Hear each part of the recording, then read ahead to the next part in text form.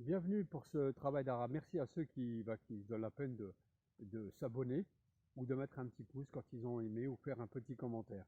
Je voulais vous parler, en fait, je ne sais pas si c'est moi qui ai l'esprit un peu fantasque et aussi que je sois aussi sceptique qu'un Georges Courteligne, ou si ce sont les hommes politiques qui détiennent le pouvoir ou qui simulent de le détenir le pouvoir. Je ne sais pas si cette clique politicienne fume la moquette épaisse de leur bureau, moquette aussi épaisse que des liasses de bifton de 500, mais j'ai l'impression que des fois on ne vit pas dans le même monde. En fait, ils sont une certaine fiction, et surtout lors de leur discours politique, où c'est un baratin continu, sans aucune contradiction, puisque lorsqu'ils trônent à l'Élysée, au château, toutes et tous, hein, eh bien, on entend à peu près la même musique, la même chanson, une musique un peu qui est faite de mandoline et de pipeau ou de flûte à bec. Et ça a commencé cette espèce de discours d'autosatisfaction, d'auto-massage depuis Sarkozy, où effectivement il n'y a pas de limite dans l'idée de se prendre effectivement pour le centre du monde, le roi du pétrole. Sarkozy exhibé avec une certaine vulgarité sa Rolex, avec un discours complètement creux qui interdisait la riposte du, du journaliste ou alors du courtisan qui se trouvait en face de lui. François Hollande, lui, essayait effectivement de la jouer un petit peu drôle avec ses blagues à deux balles. Je rappelle quand même la définition de la blague selon Ernest Hemingway. Ernest Hemingway disait: c'est dans la blague que commence la pourriture.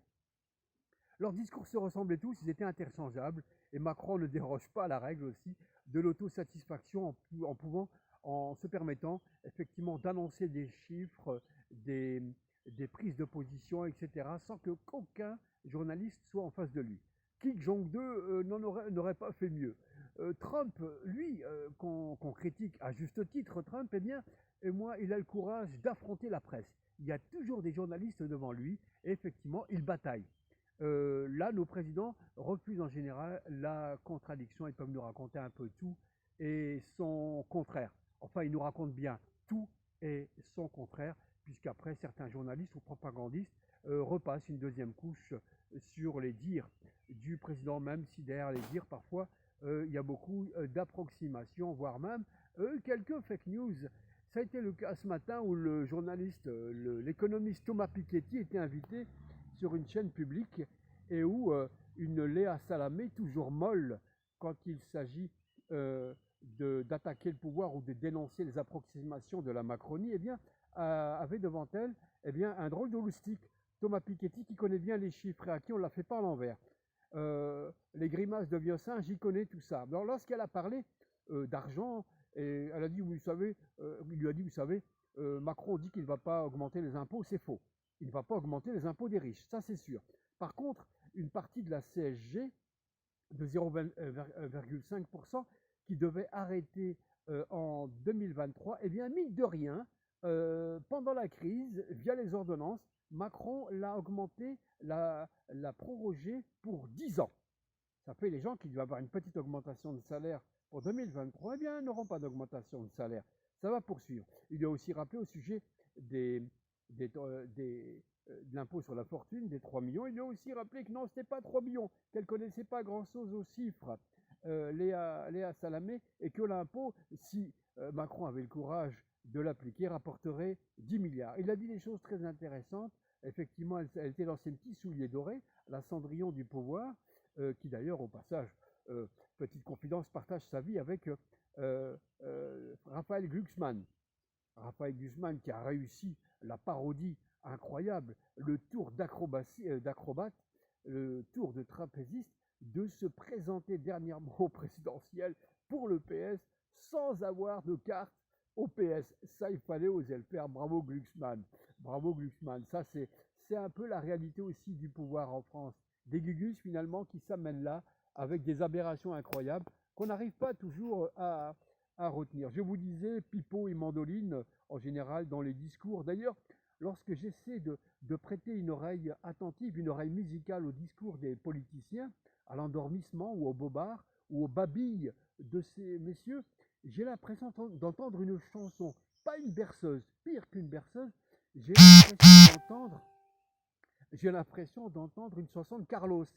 chaque discours d'autosatisfaction des politiciens et des politiciens, j'ai l'impression d'entendre Carlos chanter Tirolipimpon dans le chihuahua. Ouais, c'est ça. C'est un tirolipimpon dans le chihuahua dans chaque discours. Ces mecs, effectivement, ont véritablement la folie des grandeurs et ils ne reculent devant aucune bassesse. Sarkozy s'était offert la lanterne, comme Hollande s'est offert la lanterne. La lanterne, c'est quoi? Eh bien, c'était une maison un peu, on va dire, close ou cachée, où Louis XIV emportait ses cailles, ses conquêtes d'un soir, ou ses maîtresses qui puisaient dans le trésor public pour aller faire ses galipettes. Louis XIV, il avait construit ça pour une de ses poules, une grosse poule qui coûtait très très cher, comme toutes les poules de la République en général, dans laquelle il emmenait sa lanterne. C'est La Garçonnière. La Garçonnière, c'est un livre aussi de Émilie Lance, qui dit comment Sarkozy, Hollande, eh bien, allaient là-bas vivre une vie royale, une vie de château, carrosse, Byzance, avec une foultitude de serviteurs chez eux, la gendarmerie qui surveille, caméras infrarouges, ultra protégées, piscine, etc. Et là, Sarkozy a amené ses amis, les Barboliviens, etc., les Sardous et plein d'autres qui venaient effectivement manger aux frais de la princesse, comme Hollande aussi, il revenait s'éclater là avec sa poule, si je veux dire, enfin sa poule, pardon, non, avec Julie Gaillet. Julie Gaillet, qui a été d'ailleurs, elle et Hollande, bien épinglée par Madame Trierweiler, Valérie Trierweiler, qui avait été d'ailleurs répudiée comme une vulgaire femme à la télévision par Hollande. Pas très sérieux tout ça. Elle lui avait d'ailleurs bien répondu avec ce livre. Merci pour cet instant où elle disait l'autre réalité de Monsieur Blague, du Blagman de l'Élysée. Émilie Lance a aussi écrit un livre intéressant qui s'appelle Noël à Chambord, où elle parle aussi de la folie des grandeurs de Macron Ier, qui a passé son Noël avec tous ses amis, tout son staff, tous les intimes de la République en marche, dans le château, l'un des châteaux préférés d'ailleurs, château de la Loire, château préféré de François Ier. Elle démontre la réalité du pouvoir, de ces hommes qui ne partagent pas le pouvoir, qui se croient là pour toujours. Voilà ces hommes un petit peu qui nous racontent et qui nous baladent en permanence. Il y avait Pierre Dac, l'humoriste Pierre Dac, qui disait ceci: parler pour ne rien dire, ou ne rien dire pour parler, sont les deux principes de ceux qui feraient bien de la fermer avant de l'ouvrir.